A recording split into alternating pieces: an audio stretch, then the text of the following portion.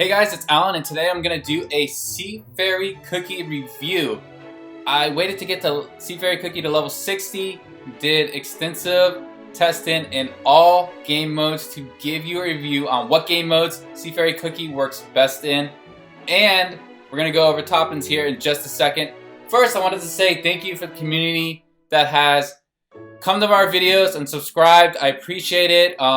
And if you haven't and you've watching this video, please like and subscribe. We would really appreciate the support. Let's go into the toppings. So, Sea Fairy Cookie has three main toppings.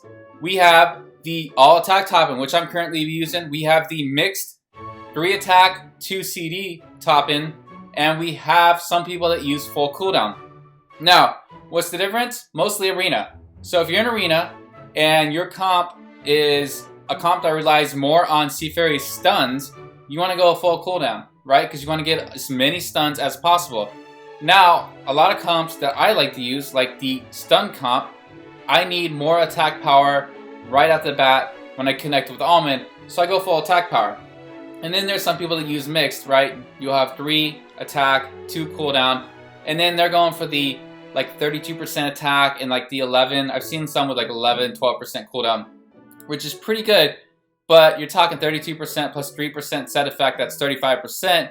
I prefer full attack because I'm getting 45% plus the set effects of 3 and 5, and I'm at 53% and almost cooldown of 10%. This is a little harder to pull off. If you have full attack, you want cooldown to be almost at 10%, but you're gonna need some toppings with 2% cooldown, 1.9%, 1.7%, so it's a little harder to pull off. But if you can pull off this attack topping, you're gonna do huge damage. We're already talking 46,000 attack power with these toppings, and this is a 0-star Sea Fairy Cookie, right? So like I said, mainly up to your comp, most likely in arena, because I've used cooldown and attack in story mode, and they both work very good. Of course, if you're fighting a big boss that stun does not work on in story mode, attack is the way to go because you're just doing more damage and the stun doesn't matter anyways. So let's get into the game modes. First, I am starting off with story mode. This is an area where Sea Fairy absolutely shines. I was stuck at dark mode 11 before I got Sea Fairy Cookie, and now just in the last few days I've made it all the way to dark mode 1031. Working on that last level. It's gonna take a lot of strong cookies to beat it. When I do, I'll post a video and let you guys know. But as you can see, Sea Fairy is doing a ton of damage. She's doing about 70,000 there. And in story mode, if you pair Sea Fairy with Black Raisin Cookie, she'll stun the enemies, hold them in place, and then look, Black Raisin Cookie just destroys them. So you're getting huge damage, like 70,000 to 80,000 from Sea Fairy Cookie. You're getting the huge damage from Black Raisin Cookie, and they really pair well together. Also, in the front line, you're gonna want to use Red Velvet, especially when you get to like Dark Mode 10, or Strawberry Crepe Cookie. Whoever you have powered up more. Strawberry Crepe is more of a tankier mode, right? Strawberry Crepe's gonna keep your cookies alive, but it's gonna take you longer to beat them. Whereas Red Velvet will pull the bomber in the back and dispose of them quickly. Now look at this damage. We're gonna do about, let's see, 85,000. That's huge. Absolutely huge amount of damage from a cookie that also stuns the enemies. Alright, I want to show you 1030. Just because it's a super fun fight, I'm gonna fast forward through these enemies. You get to fight the enemy cookies at the end, right? So you get to see Sea Fairy's power. Unfortunately, you do not get to see her stun because it's a story mode boss, and the stuns do not work against most of these story mode bosses. But that's cool, you're still gonna see her damage. So, this level was supposed to be hard, dark mode 1030, but Sea Fairy Cookie, Black Raisin, Red Velvet, it's not that bad. You got the healer. So let's look at the damage.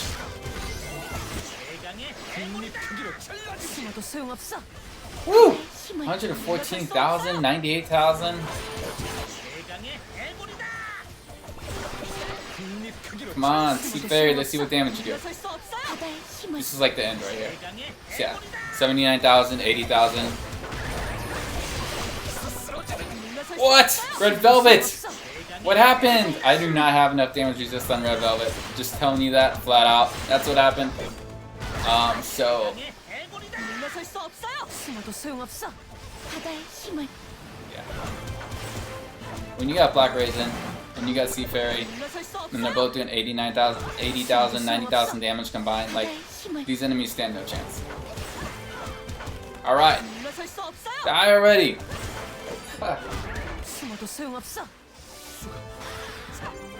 So, story mode, S tier. Pure Vanilla Cookie, Sea Fairy, easily 2 best. Let's talk about Arena. So, in Kingdom Arena, that stun, man. So nice. Look, the enemy just stunned me, and they stunned all 5 units, right? Red Velvet pulls the backline, stuns the backline for 5 seconds. Tiger Lily only stuns whoever's in the front line, but Sea Fairy stunning everyone for 3 seconds. Look at that damage, 100,000 damage, right? Like that. It's gotten to the point where Sea Fairy is so OP in the arena, where if you do not have Sea Fairy, like, you don't stand a chance. So I am glad that you can grind and get Sea Fairy as a free-to-play, because right now it's a little bit unfair. It will take a little bit of time to get Sea Fairy, like a month or 2, but at least you can get Sea Fairy because the arena soon will be nothing but Sea Fairies.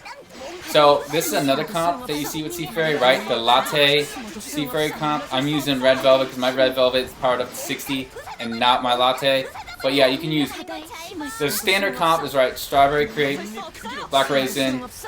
You got the healer in the back line, and then Sea Fairy Red Velvet, Sea Fairy Latte. Right, those are like the normal combinations.